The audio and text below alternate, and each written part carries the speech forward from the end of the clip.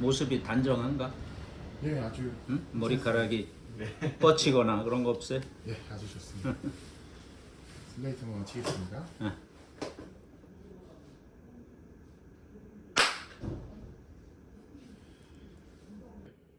먼저 좀 민망하지만 자기소개 한번. 80년대부터 이제 UIC에서 일하시고 회장까지 두 차례 정도 하신 걸로 알고 있어서.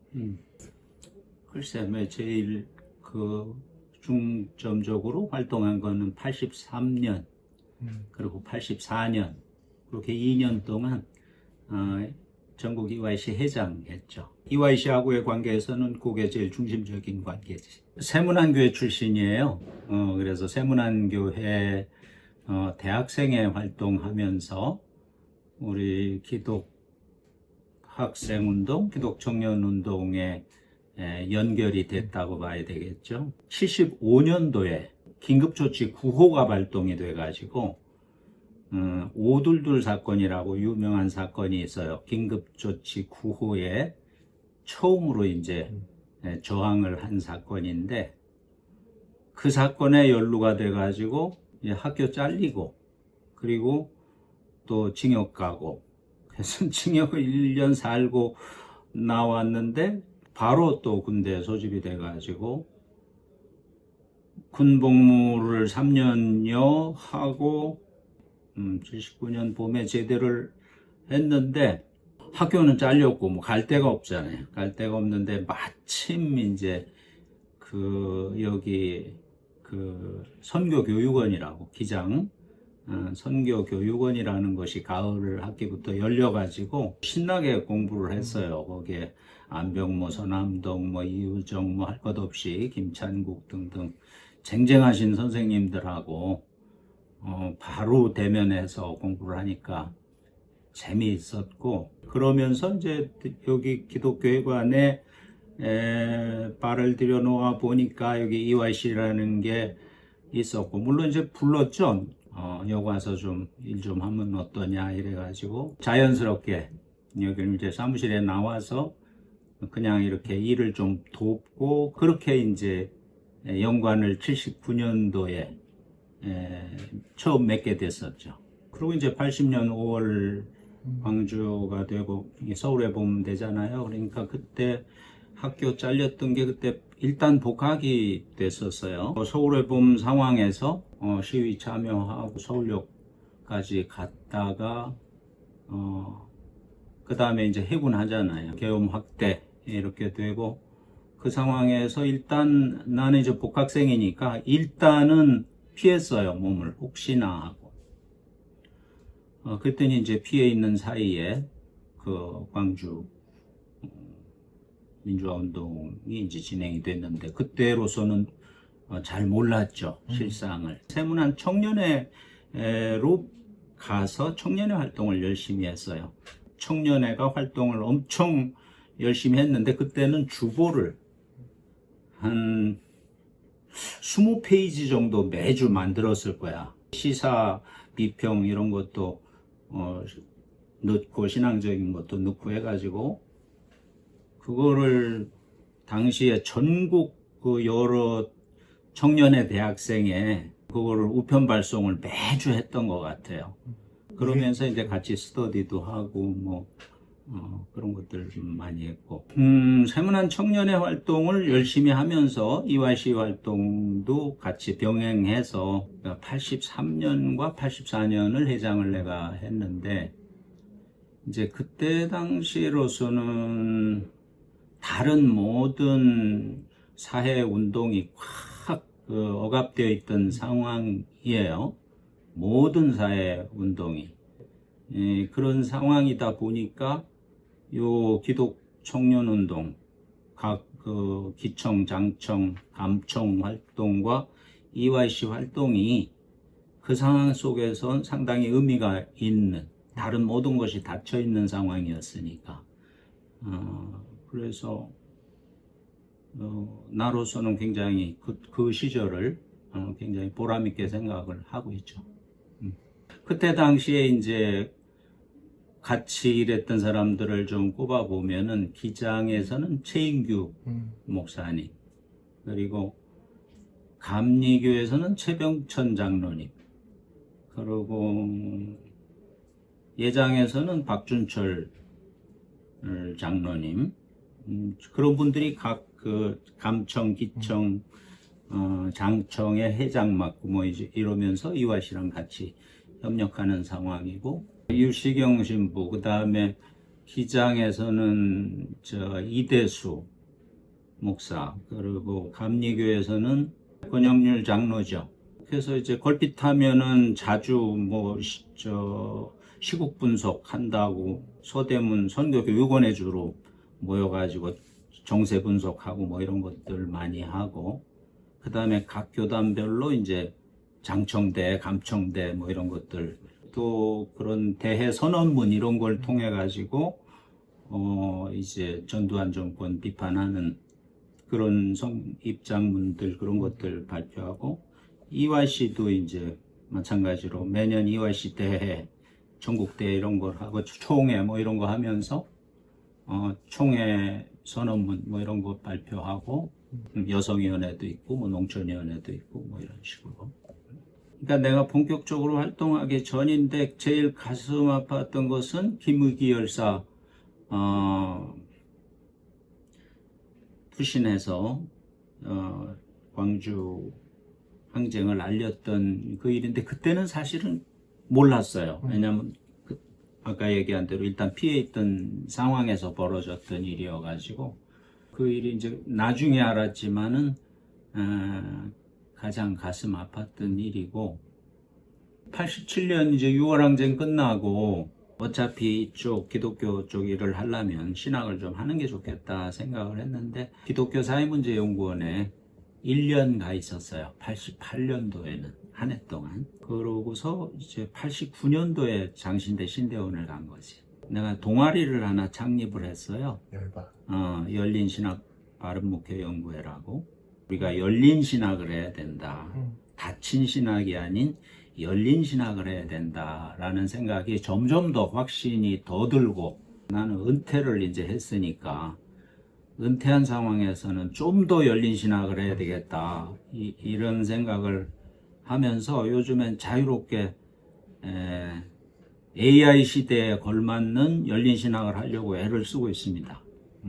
신학교 마치고는 산돌교회라는 조그만 교회, 김용복 박사님이 하시던 교회를 전도사 시절에 가서, 목사 아직 안수 받기 전에 한 3년 산돌교회 목회를 하고, 근데 마침 여기 우리 예장 총회 사회부 총부를 뽑는다는 그게 있어가지고 됐어요, 뜻밖의. 그래가지고 97년부터 2005년까지 2텀 동안 굉장히 보람되게 일을 했어요. 그 다음 이제 꿈은 교단 사무총장 해서 우리 예장교단을 한번 개혁을 제대로 해가지고 한국교회 전체를 좀 변혁시키는데 힘이 되지 않을까. 이제 그거는 내가 젊은 청년 시절 이화시 할 때부터 갖고 있던 그런 꿈이거든. 내가 신학교 갈 때도 기장을 안 가고 장신대 간 뜻이 이제 그런 거 있었던 거예요. 지장 목사가 돼가지고 예장을 개혁시키면 한국교회 전체를 변화시키는데 좀 더 힘이 되지 않을까. 그래서 젊어서부터 갖고 있던 꿈 중에 하나인데, 아시는 대로 뭐 안타깝게 잘 이루어지질 않았고, 그 후에 또 어떻게 하다가 우리 NCC 총무 도전할 기회도 또 왔어. 그것도 또 내가 꼭 해보고 싶던 일이었어요. 젊어서부터. 근데 그것도 또 아시는 대로 어떻게 보면 나로서는 무지무지 아쉽죠. 무지무지 아쉬운데, 그것도 뭐 또 하나님의 뜻인가 보다 이렇게 생각을 하고, 그리고 지금 이 일을 하고 있잖아요. 이 생명의 길을 여는 사람들, 우리 사회의 기초생활수급자라든가 차상위 계층이라든가 이 이하의 은행을 이용하기 힘든 그런 저소득 금융약자들에게 1,000만 원 이하의 범위에서 무이자로 3년 이내 분할 상환 조건으로 대출해주는 그런 일인데, 뭐 큰 일은 아니지만 보람 있는 일이어서 열심히 하고 있어요. 고향에 내가 이사 간 지 한 10년 됐는데 그때까지는 동네 사람으로 살아본 적이 없거든. 고양시로 이사 간 다음에는 내가 고양 시민으로 살아야 되겠다. 그렇게 결심을 하고 갔어요.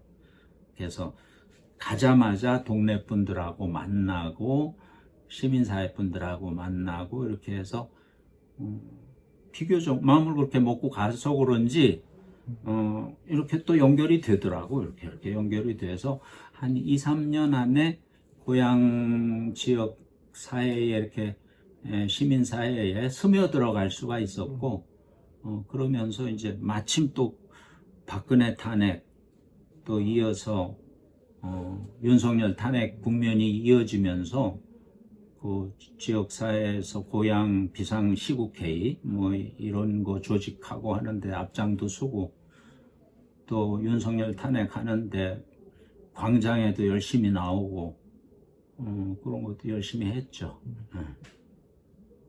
지금까지 이제 살아온 게 나는 나대로 이제 선택하면서 갈림길에서 늘 선택하면서 살아왔다 했는데 어떻게 보면 하나님께서 다 인도해 주신 그런 길이었다라고 고백하게 돼요. 사실은 아까 얘기한 75년 5.22 그 시위 사건도 사실은 나로서는 그건 내가 주도하거나 뭐 주모하거나 그랬던 사건은 아니에요. 그 이제 다른 분들이 준비해서 주도했던 사건에 나는 참여를 했는데 그때 이제 그 경찰이 학교 안에 진입해가지고 막 도서관까지 뒤지고 막 이렇게 해서 막 끌어가고 그랬거든. 근데 이제 뭐 최루탄 쏘고 들어오니까 나는 이제 관악산으로 피해가지고 산 넘어서 다행히 안 잡히고 집에 무사히 갔어요. 근데 새벽 2시에 잡으러 왔더라고. 그러면 난 주도한 것도 아니고 단순 가담인데 근데 뭐 그것도 징역 1년 살게 되고 또 군대 갔다 되고 그러니까 학교 잘리고 이제 그런 과정을 통해서 결국은 이화이 씨와 만나게 되고 또 신학교 또 뒤늦게 남들보다 10년 늦게 가게 되고 뭐 이렇게 살아오게 됐잖아요. 근데 지나놓고 보면 그게 다 하나님의 그런 섭리 속에서 이렇게 연결됐구나 그런 생각을 하고 이화이 씨를 내가 군대 갔다 와서 다른 데로 만날 수도 있었을 거 아니야. 누가 뭐 우리 회사에 와서 좀 일해보지 않겠느냐 뭐 이랬을 수도 있고 근데 다행히 하여튼 이화이 씨로 연결이 돼 가지고 내가 오늘날까지 이렇게 쭉 살아오게 되고 지금까지 살아온 삶에 대해서 요만큼의 후회도 없어요. 정말 그 시절 그 시기마다 내가 할 수 있는 대로 뭐 큰 일이든 작은 일이든 나름 열심히 또 의미 있게 그렇게 살아왔다라고 생각을 하고 근데 지금 좀 안타까운 것은 지금 이제 한국 교회가 너무 이렇게 실망스러운 모습을 많이 보여주다 보니까 청년들이 교회를 많이 떠나게 되고 나는 그건 뭐 당연하다고 생각을 해요. 이런 상황에서 청년들이 교회를 안 따는다는 거가 이게 이상한 거야 어떻게 보면. 이런 교회에 교회 청년들이 남아 있으려고 하겠느냐고. 그래서 이게 각 교단 청년회 활동하는 것도 힘들고 EYC 활동하는 것도 힘든 상황이라고 생각이 들고 그런 상황 속에서도 이거를 지켜내고 또 계속 이어가고 있는 후배들에 대해서 미안하기도 하고 또 고맙기도 하고 그런 생각을 하고 있고